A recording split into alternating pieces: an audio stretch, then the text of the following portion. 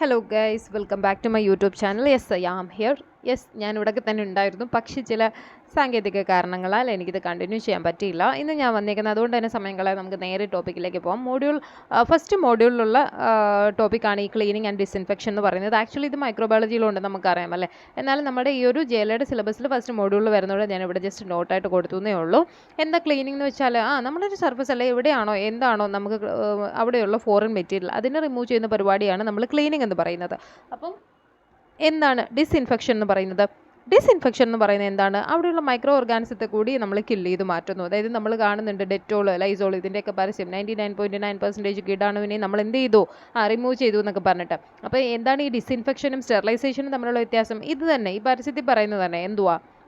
99.9% കീടാണുവിനെയും കൊന്നുകളഞ്ഞു, എന്നാൽ അത് ഡിസ്ഇൻഫെക്റ്റൻ്റ് ആണ്. ബാക്കി അവിടെ ഒരു 0.1 കീടാണു ഉണ്ടല്ലോ. അപ്പോൾ സ്റ്റെറിലൈസേഷൻ എന്ന് പറയുമ്പോൾ അതിനെയും കൂടി അങ്ങ് കില്ല് ചെയ്യുന്നു എന്ന് ഓർക്കുക. അതായത് നമ്മൾ ഇവിടെ പറയുമ്പോൾ എന്തെന്ന് പറയുന്നു, ബാക്ടീരിയ അതായത് ബാക്ടീരിയൽ സ്പോറൊക്കെ അവശേഷിക്കും ഡിസ്ഇൻഫെക്ഷൻ നടത്തിയാലും. പക്ഷേ സ്റ്റെറിലൈസേഷൻ എന്ന് പറഞ്ഞാൽ ആ സ്പോറും കൂടി എന്ത് ചെയ്തു, നമ്മൾ അവിടുന്ന് നീക്കം ചെയ്യുന്നു. അതാണ് എന്തെന്ന് പറയുന്നത്, സ്റ്റെറിലൈസേഷൻ എന്ന് പറയുന്നത്. ഓക്കെ അല്ലേ?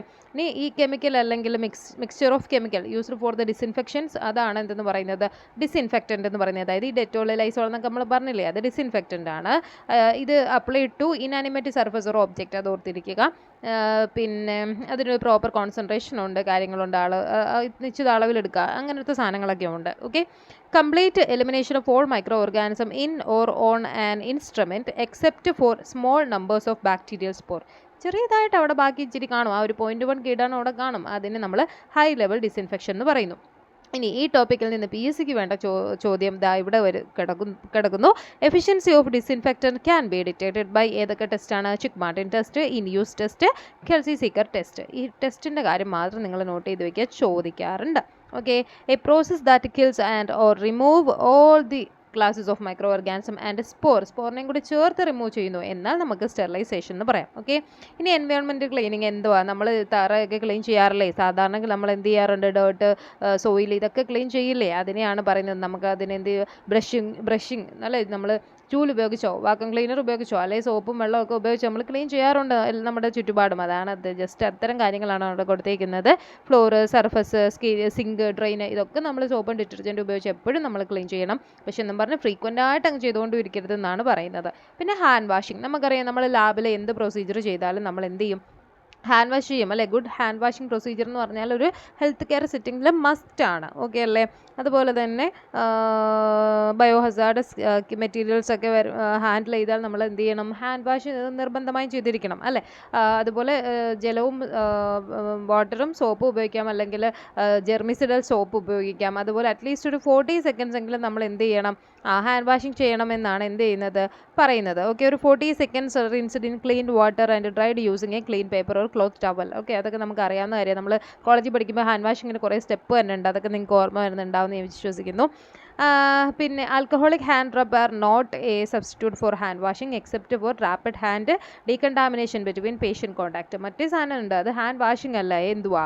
നമ്മൾ ഈ കൊറോണയൊക്കെ വന്ന സമയത്ത് ഒരുപാട് നമ്മൾ യൂസ് ചെയ്തായിരുന്നു സാനിറ്റൈസേഴ്സ് അല്ലേ, അത് ആൽക്കഹോൾ കണ്ടൻറ്റ് ഉള്ളതാണ്. Okay. Decontamination of disposable items, നമ്മളിത് ഓൾറെഡി പറഞ്ഞു. ഇപ്പോൾ നീഡിലും സിറിഞ്ചും ഒക്കെ ആണെങ്കിൽ എന്താ ചെയ്യുന്നത്? അത് ജസ്റ്റ് ഞാനൊന്ന് വായിക്കാം. നമുക്കറിയാം അല്ലേ, നീഡിലൊക്കെ ഊരി, അതായത് ഷാർപ്പൊക്കെ ഊരി നമ്മൾ വൈറ്റ് പഞ്ചപ്രൂഫ് കണ്ടെയ്നറിലും സിറിഞ്ച് കൊണ്ടുപോയി റെഡ് ബാഗിലോട്ട് കളയും. അത് തന്നെയാണ് ഇവിടെയും പറയുന്നത്. Do not detach needle from the syringe. Okay. Do not recap the needle, നമ്മളിതൊന്നും മാനുവലി അങ്ങനെ ചെയ്യാൻ പാടില്ല. Cut the used needle in a needle cutter.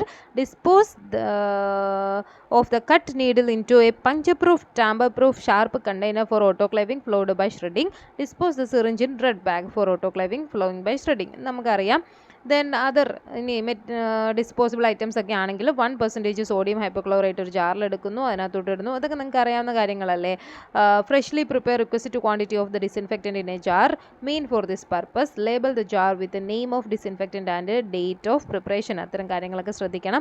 നമുക്കിനി എന്താണോ ഡിസ്ഇൻഫെക്റ്റൻറ്റ് ചെയ്യേണ്ട ആർട്ടിക്കിൾസ് അല്ലെ ഒബ്ജക്റ്റ്, ഇതെല്ലാം കൂടി ഇതിനകത്ത് ഇടുക, ഓവർനൈറ്റ് അവിടെ വയ്ക്കുക, പിന്നെ പിറ്റേന്ന് എടുത്തിട്ട് എന്ത് ചെയ്യുക? വാഷ് ചെയ്ത് വയ്ക്കുക എന്നുള്ള കാര്യങ്ങളൊക്കെ നിങ്ങൾക്കറിയാം. അവിടെ ശ്രദ്ധിക്കേണ്ട കാര്യം, ഓൾവേസ് പ്രിപ്പയർ എന്താണ്? എന്താണ് ഈ ഹൈപ്പോക്ലോറൈറ്റ് സൊല്യൂഷനിൽ ഡിസിൻഫെക്റ്റൻറ്റ് സൊല്യൂഷൻ ഫ്രഷ് ആയിട്ട് പ്രിപ്പയർ ചെയ്യുക എന്നുള്ളതാണ് കേട്ടോ.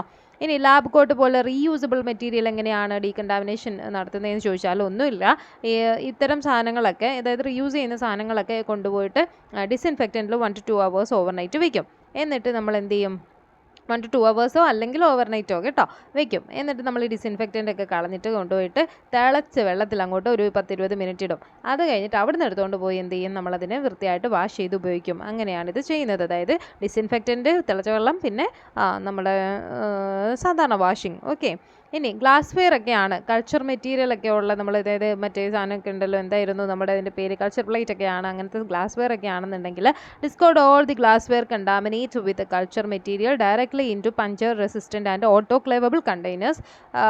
അത് കഴിഞ്ഞിട്ടോ ഇത് കൊണ്ടുപോയി ഓട്ടോക്ലേവ് ചെയ്യും. നമുക്കറിയാം എങ്ങനെയാണ്, നമ്മൾ ലാബിലൊക്കെ ചെയ്തുകൊണ്ടിരുന്ന സംഭവമാണ്. കൾച്ചർ പ്ലേറ്റ് നമ്മൾ പൊതിഞ്ഞു കൊണ്ടുപോയിട്ട് ഓട്ടോക്ലേവിലിട്ട് ഓട്ടോക്ലേവ് ചെയ്തിട്ട് പിന്നെ എടുത്ത് ക്ലീൻ ചെയ്യും, അല്ലെ, കഴുകും. ഇതൊക്കെയാണ് ഓട്ടോക്ലേവ് ചെയ്തു എന്നുള്ള കാര്യങ്ങളൊക്കെ നമ്മൾ ഉറപ്പ് വരുത്തണം. പിന്നെ സോറി, ഈ ഒരു പിക്ചർ ആഡ് ചെയ്തപ്പോഴത്തേക്ക് എനിക്കിത് തിരിഞ്ഞു പോയി. നിങ്ങൾ ഫോൺ ചെറുതായിട്ടൊന്ന് ചരിച്ചു വയ്ക്കുക. ഓക്കെ. ഡിസിൻഫെക്റ്റൻ്റ് ഏതൊക്കെയാണെന്ന് ആദ്യം പഠിച്ചു വെച്ചാൽ മതി. സോഡിയം ഹൈപ്പോക്ലോറൈറ്റ്, ബ്ലീച്ചിങ് പൗഡർ വരുന്നുണ്ട്. ബ്ലീച്ചിങ് പൗഡർ എന്ന് പറഞ്ഞാൽ 7 gram per liter of water with 70% available chlorine ആണ്. ഓക്കെ.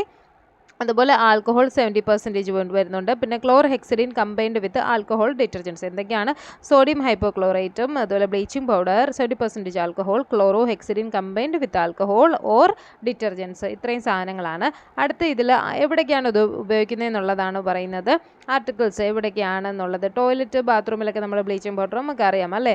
അതുപോലെ സ്മൂത്ത് മെറ്റൽ സർഫസിലൊക്കെ നമ്മൾ 70% ആണ്. സ്കിന്ന്, ഹാൻഡൊക്കെ ആണെങ്കിലാണ് നമ്മൾ ക്ലോർഹെക്സിഡിനൊക്കെ യൂസ് ചെയ്യുന്നത്.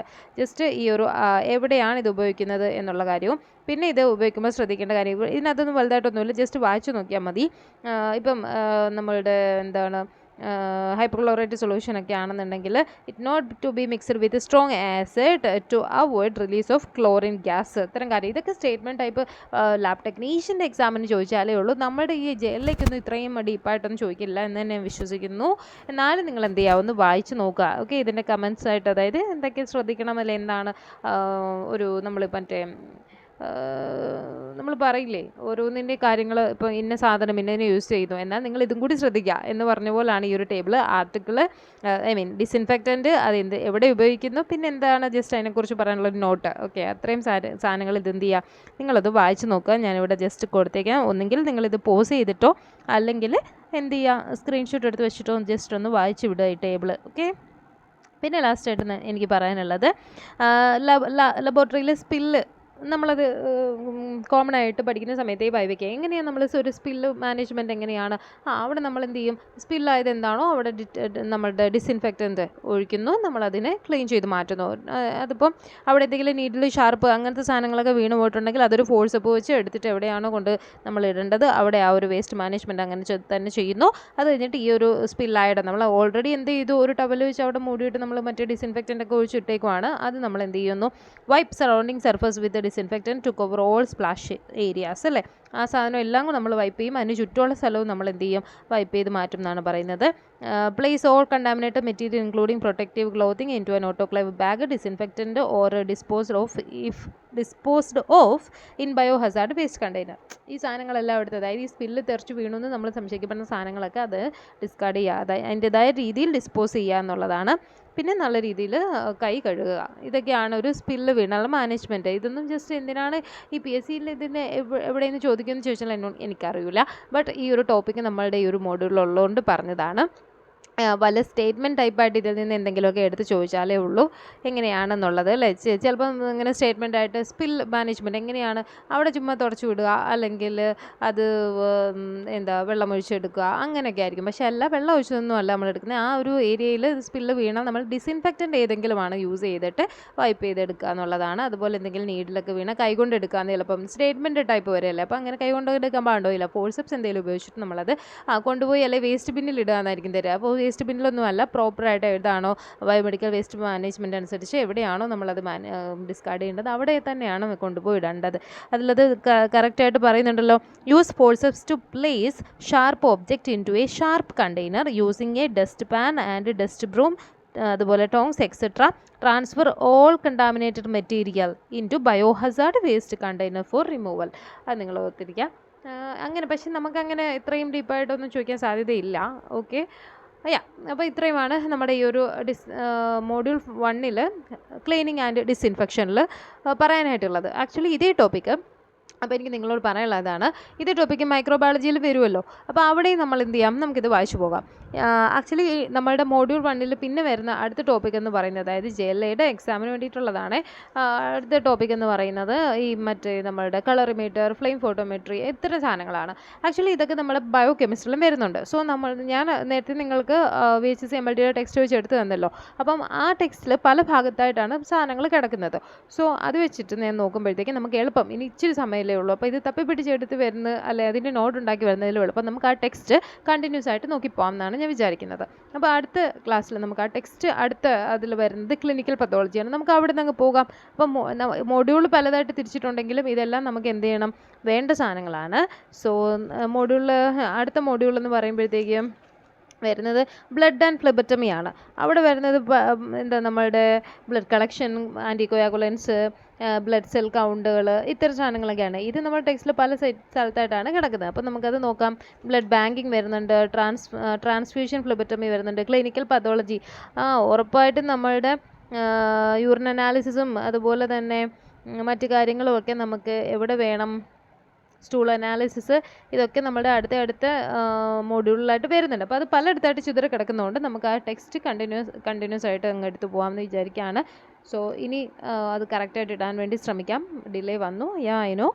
ഓക്കെ, നമുക്ക് പഠിച്ചു പോകാൻ സമയമില്ല. ഇതിൻ്റെ ഇടയ്ക്ക് പല പല എക്സാംസ് വേറെയും ഉണ്ട്. All the best guys. Okay, നിങ്ങൾ വീഡിയോ ഇഷ്ടപ്പെട്ടാൽ ലൈക്ക് ചെയ്യുക, കമൻറ്റ് ചെയ്യുക, ഷെയർ ചെയ്യുക. ആരെങ്കിലുമൊക്കെ പഠിച്ചു പോകട്ടെ. എനിക്കും കണ്ടിന്യൂസ് ക്ലാസ് എടുക്കാനൊരു ത്വര വരട്ടെ. Thank you.